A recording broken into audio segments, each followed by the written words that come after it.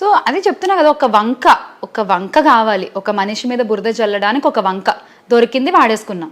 మొన్న అసలు ఎందుకు వచ్చిందంటారు మీ పేరు? అసలు ఏం జరిగింది ఒకసారి రీకలెక్ట్ చేయండి. నన్ను అడిగితే నేనేం చెప్తానండి, ఐ థింక్ అసలు అది ఎప్పుడు జరిగింది నాకు డేట్ సరిగ్గా గుర్తులేదు, కానీ నేను ఇంట్లో ఉన్నాను, ఇక్కడే హైదరాబాద్లో ఉన్నాను. నేను ఓటేసి చీరాల్లో ఓటేసి వచ్చేసాము, ఇంకంతే. ఎక్కడికి వెళ్ళను కూడా వెళ్ళలే, నేను అసలు హైదరాబాద్ దాటలా.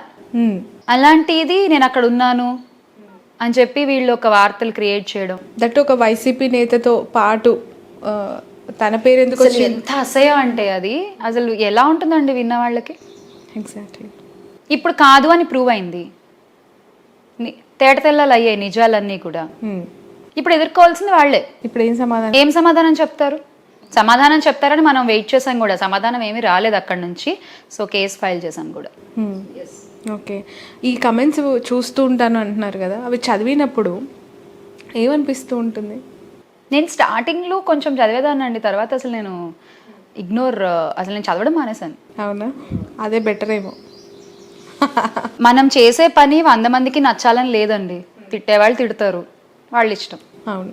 శ్యామల గారు ఇంతకుముందు మాట్లాడుతూ 2019లో వచ్చినప్పటికీ కూడా పార్టీకి నేను పెద్దగా ఏం చేయలేదు, ఇంకా చేయాల్సింది చాలా ఉంది అన్నారు.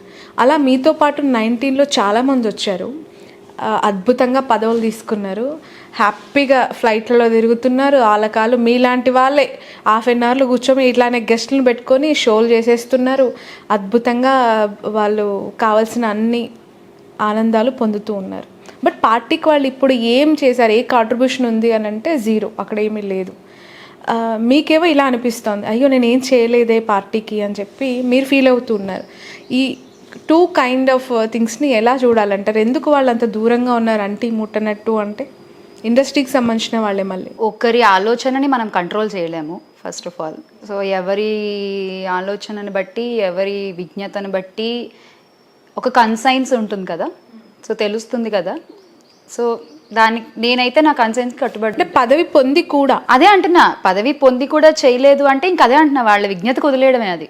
ఇంకా మనం అంతకంటే ఏం చేయలేం, మనం తీసుకెళ్ళి కట్టి లాక్కు రాలేం కదండి. సో ఇది నా ఆలోచన, ఇది నేను, ఎంతకంటే నేనేం చెప్పగలను దాని గురించి, అంతే కదా. So I definitely can say anything. ఎందుకంటే వాళ్ళ ఎందుకని వాళ్ళు అలా కామ్ అయిపోయారో, ఎందుకని అలా సైలెంట్గా ఉండిపోవాల్సి వచ్చింది. చిన్న పొజిషన్ అని ఫీల్ అయి ఉంటారేమో.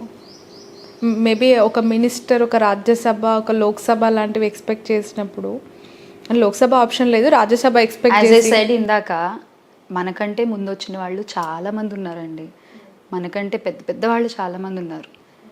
అందరినీ చూడాలిగా, ఒక్కళ్ళని తీసి నెత్తిన పెట్టుకోలేరుగా, ప్రతి ఒక్కళ్ళ గురించి ఆలోచించాలిగా, ముఖ్యంగా ప్రజల గురించి ఆలోచించాలిగా.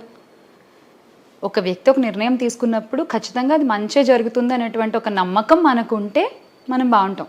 ఓకే. ఇప్పుడు ఆపరేషన్ లేకుండానే మోకాళ్లకు ప్లాస్మా ట్రీట్మెంట్, మీ ఆర్థోపెడిక్ సమస్యలన్నిటికీ రోబోటిక్ టెక్నాలజీ ద్వారా తక్కువ ఖర్చుతో శాశ్వత పరిష్కారం, ఫ్రీ కన్సల్టేషన్, ప్రతి ట్రీట్మెంట్ పై 20% డిస్కౌంట్. ఈ ఆఫర్ కొద్ది రోజులు మాత్రమే, త్వరపడండి. V9 hospitals 9281465842.